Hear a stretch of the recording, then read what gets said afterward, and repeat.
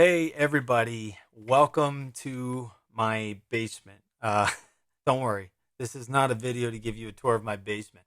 This is just the only work area I could figure out in our house, as everybody has found their own spaces. So I'm down in the basement. But anyway, I wanted to do this video hopefully quickly and not take too much of your time. But this is just the easiest way for me, I think, to explain some things, update you, and hopefully not confuse you in any way. Those emails can get pretty long, and I don't want to overwhelm you with that. So, thank you for taking the time to watch it. All right, I want to update you on some stuff at Keystone Montgomeryville, more specifically within First Touch. This has been an unbelievable year. You don't need me to say that, and you don't need me to really expound on that. I'm stating the obvious, but it really has been just a crazy time. And I have missed seeing so many of you. I can't wait. There's many of you I can't wait to see again face to face and just reconnect. But I do understand that hard decisions have had to have been made during this to say, look, we can't go and be amongst big crowds. Got maybe some people in your family who are at risk. Maybe you're at risk. Totally 100% understand. And I want to commend you on making those tough decisions. Truly, you should be commended for being willing to do the tough things. And I want to affirm you and encourage you in that and let you know that I'm praying for you. As you know, we have been meeting at 8:30 and 10 o'clock on Sundays now for a couple of months. And it's been going well.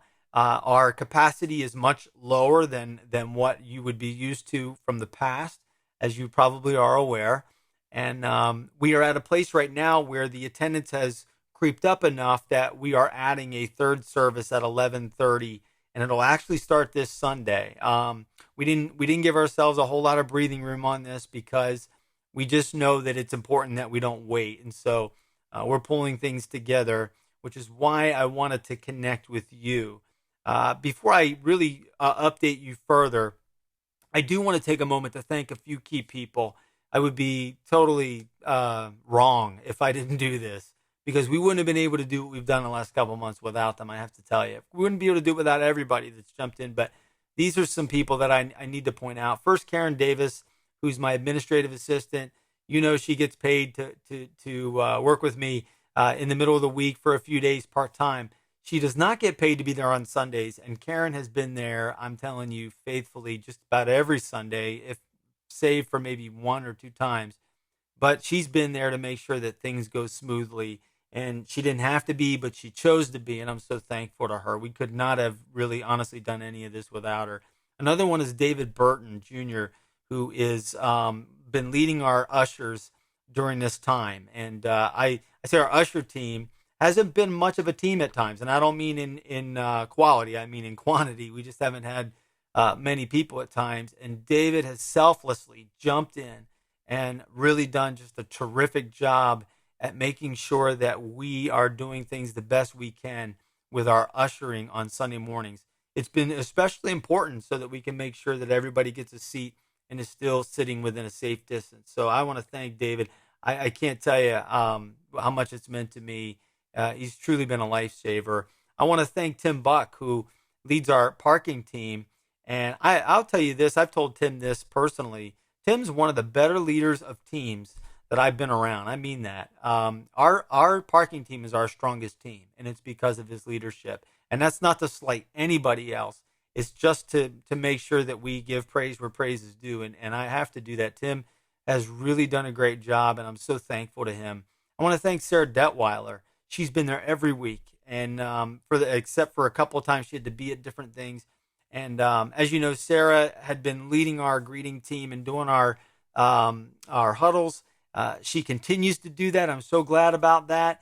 You will continue to see Sarah with a strong presence on Sunday mornings, leading and doing our huddles and so forth. And I can't tell you how just thankful I am, and as she continues to even grow in that. So Sarah might come up to you and help you with a couple things or show you some things that we need done. Just listen to what she has to say because she knows what she's doing. I also want to say how thankful I am to Steve and Eva Dickerson.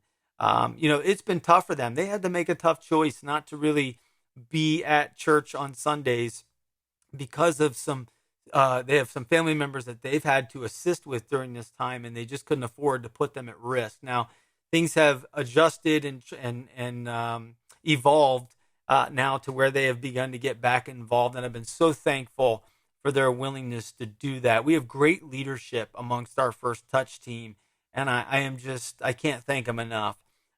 So I needed to make sure I do that. Thank you for indulging me for a few minutes because it's been so meaningful. Now, moving forward, we need to continue to build our team. I unapologetically ask if you are at a place where you can jump in, that you would do that. And I say it for this reason.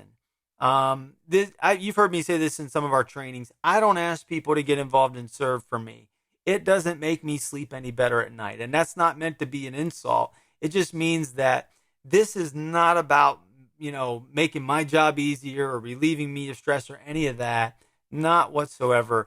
This is about honoring God for the gifts that he's gifted you. So praising him and honoring him, that's the first reason. Second reason is you need to do this for you because this is what God wired you for. And when you do that, there is great fulfillment. And the third reason is for those that come on Sundays. Now, over the last few weeks especially, we've seen a lot of guests, and I've been so glad and happy. And it's been so good to see some of our team snag people who they could tell were new. I shouldn't snag, but approach them and welcome them and introduce them to people. And I've seen it a few times in such key ways. One of those times actually had to do with somebody who doesn't serve on our First Touch team, but I want to tell you about it because it goes back to a time in which she and her husband got involved, and it was so important. And it was Danny Mills. I don't know if any of you know Danny. She actually serves in our student ministry as a leader. Her husband does as well. He's actually deployed right now. But I saw Danny talking to a young woman a couple of weeks ago named Lulu. And I walked up. She said, well, I just happened to see her and talk to her and ask her if she was new with us. And Danny was getting her information. Just did it because she cared. And I was so glad to see that. And the reason I bring that up is because Danny and her husband have actually said that them being here goes back to one Sunday, and it does involve me. This isn't about to brag about me. This kind of stuff happens all the time, but it just happens to involve me. We were doing a pastor's meet and greet, and I saw Danny and Tim leaving the service, kind of making a beeline for the door to get to their car. And I left the meet and greet and kind of, hey guys, I wanted to meet you. And they were like, oh, okay, we were getting ready to leave. And I said, oh, why don't you come over to the meet and greet? I would love for you to meet our pastor. And they said, oh, okay, well, we could probably do that for about a minute. And she did say to me, though, she said, do you guys have a student ministry here? I said, we do. And she said, well, we really have a heart for that. I said, oh, well, that's great. And so we found out that she went to Liberty. I think Tim may have as well. And next thing you know, we were finding some of our younger people who had graduated from Liberty. We were introducing them, and they were getting to know them. Before you knew it, they were being invited to a community group that week. They attended the community group that week, and they are in that CG to this day. And they are two very key people in our student ministry, two key leaders in our student ministry. And they said, Rusty, if you hadn't stopped us that day, we wouldn't be here. And the reason is because they had been attending another church, and I'm not to say that it wasn't important for them to go there, but I really believe God brought them to Keystone that day for a reason. He was calling them here.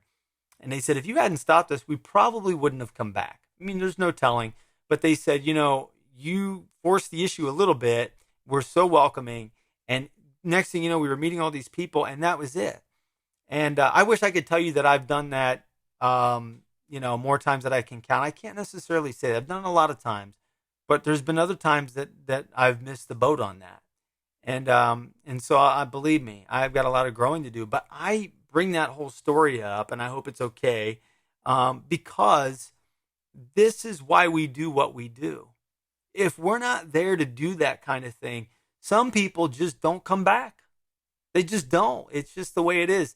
And we are at a time, folks, where it is more crucial than ever that people, as they seek, that they get connected to the right source. Just because somebody is seeking doesn't mean they're going to get connected to the right source. It really is so important for God's church to be obedient and to approach people and be obedient to what he wants to do in people's lives. I look at it like this. I want to be faithful to God's plan for other people. We want to be faithful to God's plan for their life. And that's what this is all about. And I got to tell you, we are at a place where we need some people to step up and step in with their gifts and to do that. And I hope you can. This is not meant, I know this is a sensitive time that we're in, and asking people to come and do anything. And I want to reiterate, if you are at a place right now where you can't, I support that 100%. If you are at a place where you're unsure, you may be, but you're not sure, you need to pray through that.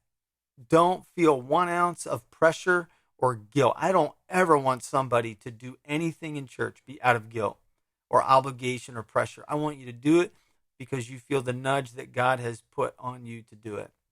Now, I do want to find out where we're at and what our availability might be. And so we created this form that I want to ask you. There's a link to this form. I printed it just so I could point to it, but you'll do all this online. There's a link to it.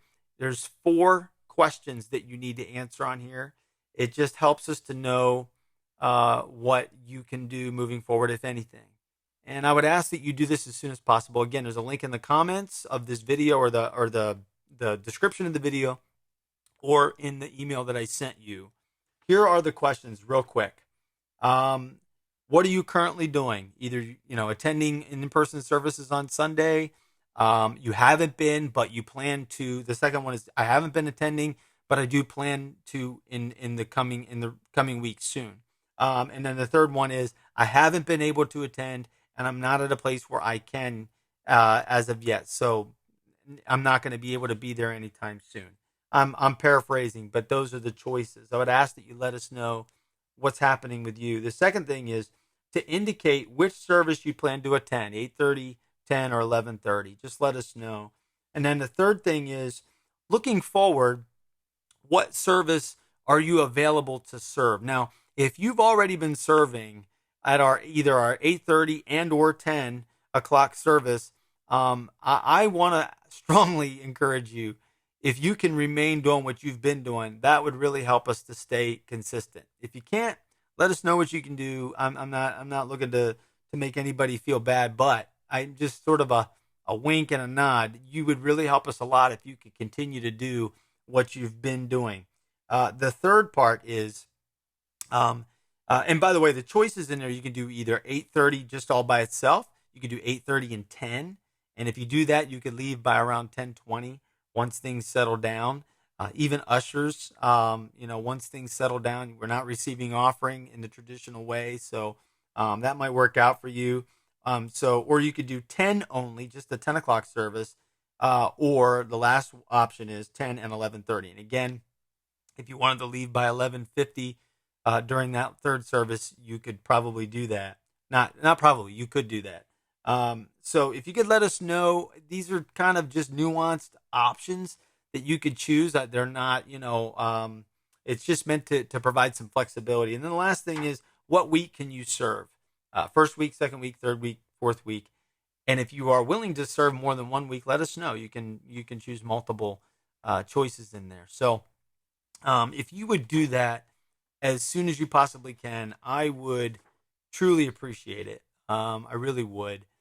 This is such a important time for all of us, and I know that things aren't like they used to be, and I'm praying for you. I really am. I really am.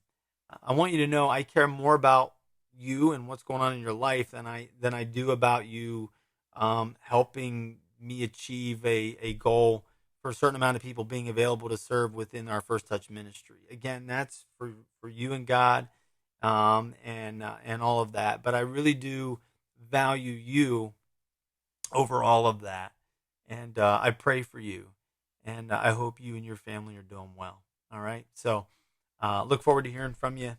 God bless you guys. Have a wonderful week.